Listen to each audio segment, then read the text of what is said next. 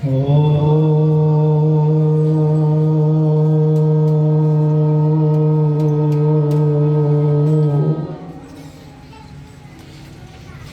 नमो शिवाय।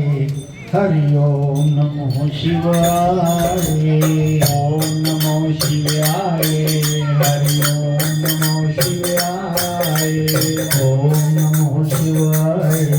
हरि ओम नमो शिवाय। ओम नमो शिवाय। हरि ओम नमो शिवाय। ओम नमो शिवाय। ओम नमो शिवाय।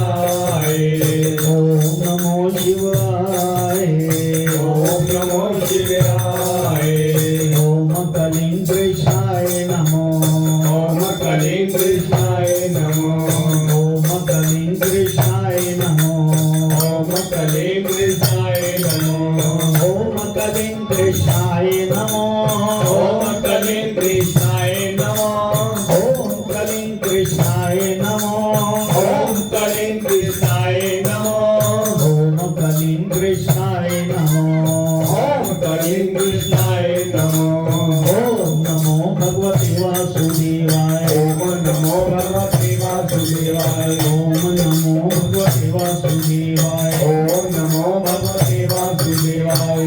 बोल सद्गुरुदेव महाराज की जय। परम पूजनीय महात्मा ज्ञानगिरी महाराज की जय।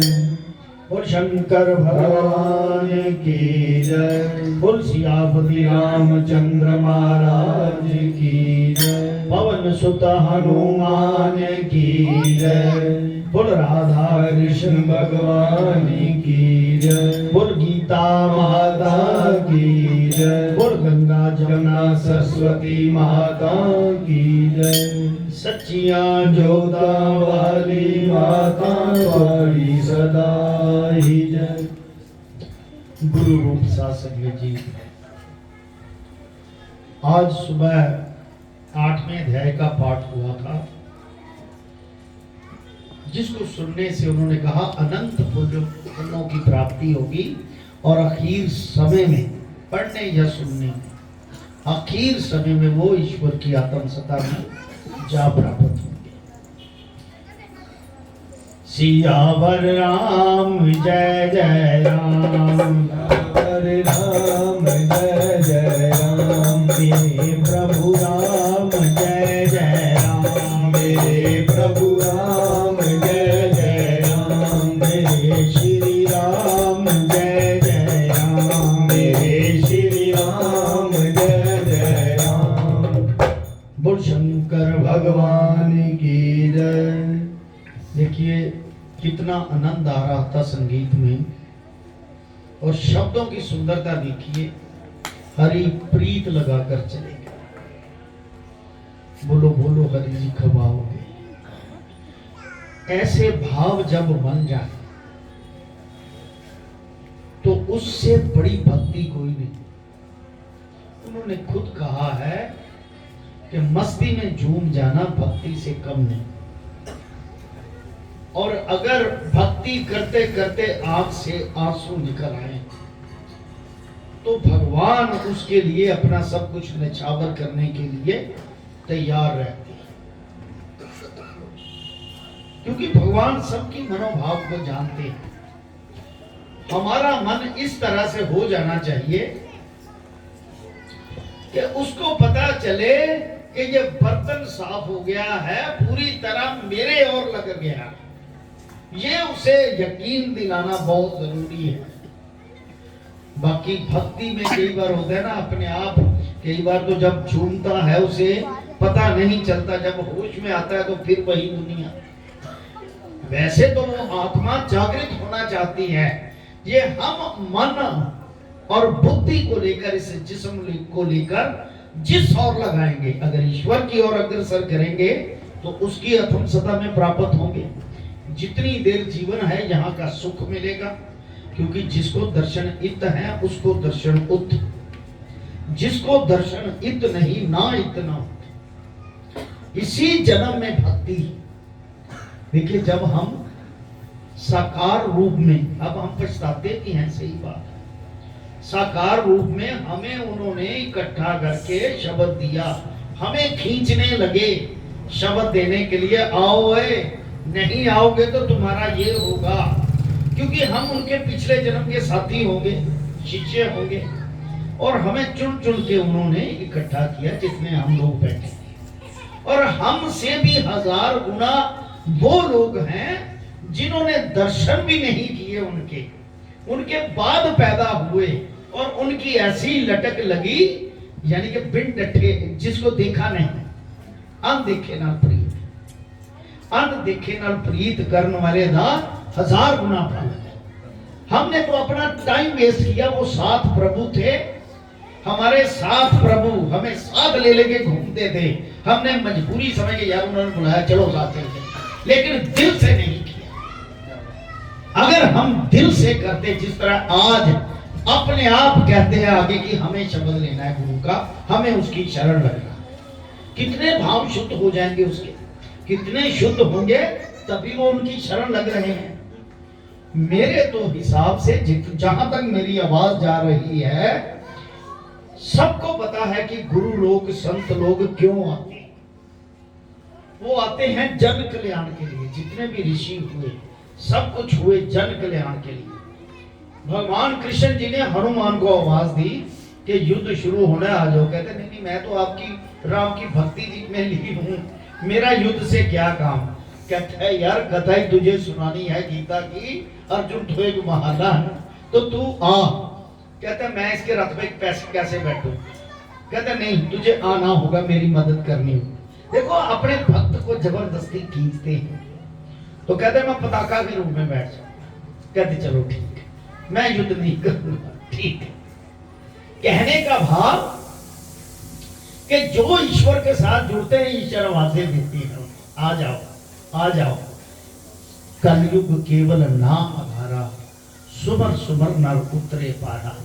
इसमें कोई शंका नहीं कि जो लोग आ रहे हैं, जिन्होंने मनोभाव बना लिया ईश्वर के चरणों में, वो यहां भी सुखी रहेंगे और आगे जाके भी सुखी रहेंगे। जिन्होंने अभी भाव नहीं बनाया और दुखी अवस्था में बैठे हैं, क्या पता आगे क्या मिलना है, सुख मिलना भी है या नहीं, क्योंकि कर्म अच्छे नहीं किए तभी गुरु की प्राप्ति नहीं हो रही। जब अच्छे कर्म किए होंगे, कोई ना कोई अच्छा समय आएगा, अच्छी दिशा लगेगी, तो अपने आप मन में उपमा पैदा होगी कि यार मुझे भी उसके साथ जुड़ना चाहिए। समय वेस्ट ना करो, कोशिश करो कि जो जुड़ना चाहे उसे साथ लेके आओ, ईश्वर के साथ जुड़े, धर्म के काम करते रहोगे तो पूरा परिवार क्या 21 कुलें तक तर जाएंगी। दूसरे काम करोगे तो 21 कुलें नरक तक चली जाएंगी, क्योंकि पता नहीं किस पितर की क्या कमी है, वो किस कमी से आप बुरे काम कर रहे हो और कितना नुकसान होना है उसका। एक ही युक्ति है कलयुग में कि किसी को गुरु प्राप्ति हो जाए, गुरु शरण आ जाए। मेरे हिसाब से इस कमेटी के उपराले से काफी लोगों ने अपनी भावना बनाकर कि हमें गुरु की शरण आना है, 40-45 पीछे थे और भी 5-7 आए, और 1-2 ने इस अभी भी लिया शब्द। धीरे धीरे जिनके मन में चेतनता आती है, वो उसका मंत्र लेके, क्योंकि एक वकील कर लिया, वकील साडी बहस करेगा, ये मेरी शरण चाया जी, मेरी भक्ति देख कितनी है, मेरी शरण चाया, ਇਹਦਾ पार उतारा कर दो। कईयां दे पाप कट्टे जाते, करोड़ों दे पाप कट्टे जाते। इस करके सच्चा मन करके ईश्वर दी शरण आना, ईश्वर दी शरण च रहना, इस तो वड्डा कोई उपराला नहीं। वो कदों कहंदा कि घर दे काम समाप्त कर दे, वो बड़ा कैदी करके रखण दिया तुहानू। कहता सिर्फ भजन सिमरन करना शुरू कर दे, भक्ति शुरू कर दे। एक दिन ऐसा आएगा तेरा चक्षु ऐसा खुलेगा ਉਹਦੇ ਨਾਲ जुड़ने वास्ते। दूसरे कमां नूं आम काम समझेगा, एक मजबूरी है, मेरी ड्यूटी है, वो मैं कर लवां, ते बाकी इधर तार जुड़ जाएगी। जदों इधर जुड़ गई आप ईश्वर ने अपने शरण चला लेना। इस तो इलावा कोई बड़ी युक्ति नहीं। श्रीमद् भगवत गीता च यही आख्या सारे, और कोई चीज नहीं आखी। इस करके जिन्ने भी लोग जुड़ सकते हैं, क्योंकि धर्म नाल जोड़ना, धर्म दे नाल जुड़ना, इस तो बड़ा पुण्य कोई नहीं। ਈਸ਼ਵਰ ਕਹਿੰਦਾ ਇਹਨੂੰ ਧਰਮ ਨਰਕਾਂ ਵਿੱਚੋਂ ਧਰਮ ਵਾਲੇ ਪਾਸੇ ਕੱਢ ਰਹੇ, ਉਸੇ ਵੇਲੇ ਈਸ਼ਵਰ ਜਾਗ੍ਰਿਤ ਹੋ ਜਾਂਦਾ। ਇਸ ਕਰਕੇ ਤਦ ਤੱਕ ਤਾਂ ਅਸੀਂ ਈਸ਼ਵਰ ਤੋਂ ਅਲੱਗ ਹਾਂ, ਜਿਹੜੀ ਊਰਜਾ ਉਹ ਵੀ ਸਾਡੇ 'ਚ ਹੈ, जब तक ਅਸੀਂ इधर नहीं चले, क्योंकि उन्हें कहा जुदा उनसे हूं जो जुदा मानते हैं, जो मुझे अपने से अलग समझता है उससे मैं अलग हूं। जो उसकी शरण जाएगा तो ही उसका होगा ना परोपकार। बोल शंकर भगवान की सियावर राम जय जय राम, जय जय राम, मेरे प्रभु राम जय जय राम, मेरे प्रभु जय जय राम, मेरे श्री राम जय जय राम, मेरे श्री राम जय जय राम। 8वें अध्याय का महात्म सुनो जल्दी जल्दी। श्री नारायण जी बोले, हे लक्ष्मी अब 8वें अध्याय का महात्म सुन। दक्षिण देश नर्मदा नदी के तट पर एक नगर है, उसे सुशर्मा नामक एक ब्राह्मण रहता था। उसके पास बहुत द्रव्य पदार्थ था और संतों की सेवा करने वाला था, बड़े यज्ञ करता था। एक दिन एक संत ने पूछा, हे ऋषि जी, संत से पूछा कि हे ऋषि जी मेरे संतान नहीं।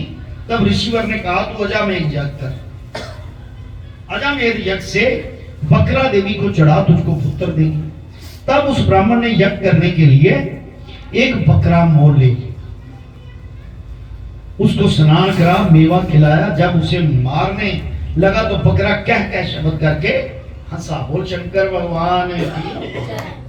तब ब्राह्मण ने पूछा, हे बकरे तू क्यों हंसता है? बकरे ने कहा, पिछले जन्म में मेरे संतान नहीं थी।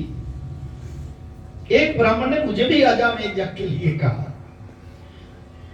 और सारी नगरी में बकरा ढूंढा, परंतु हाथ ना लगा। ढूंढता ढूंढता एक बकरी का लेला दूध चूसता था, उस लेले समेत बकरी को मोल ले लिया।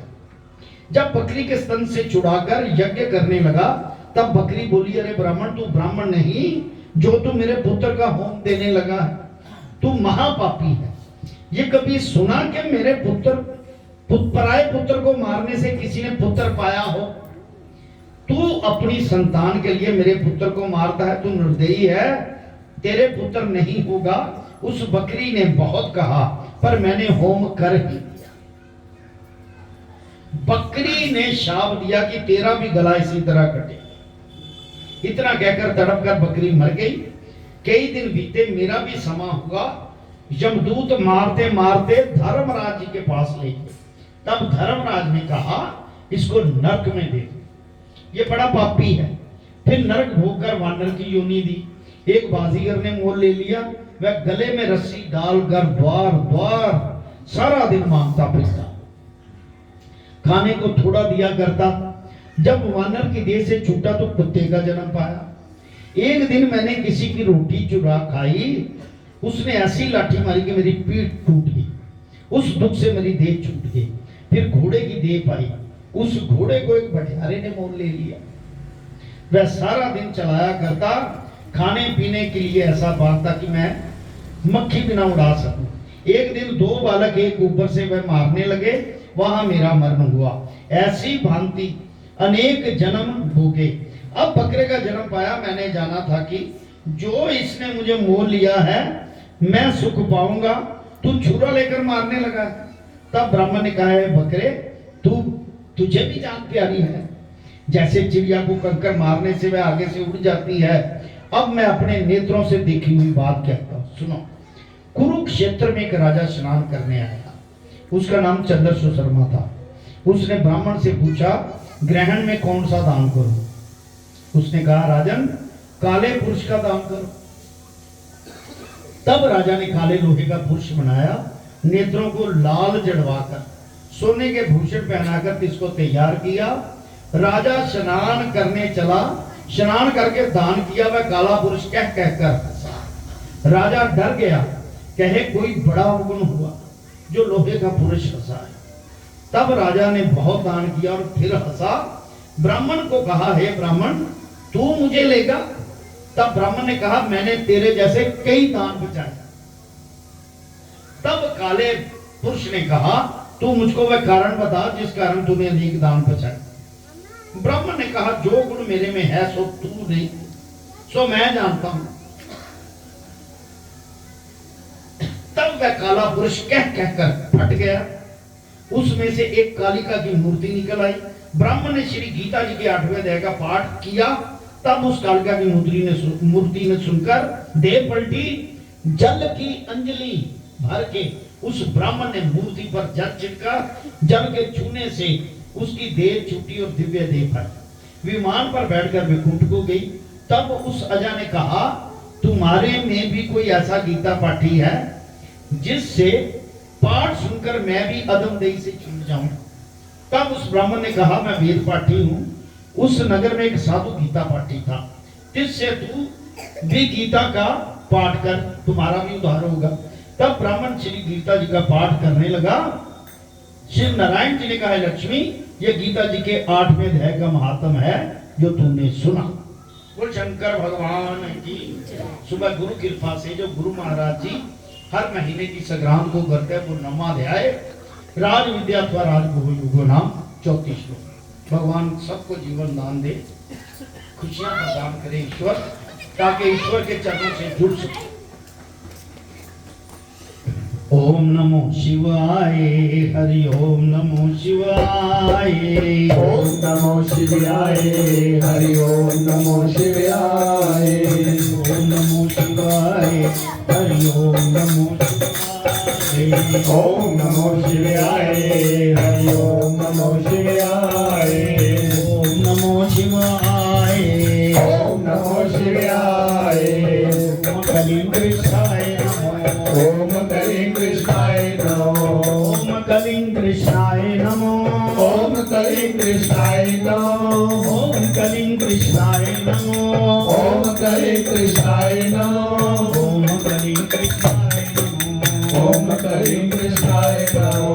बोल सद्गुरुदेव महाराज की जय।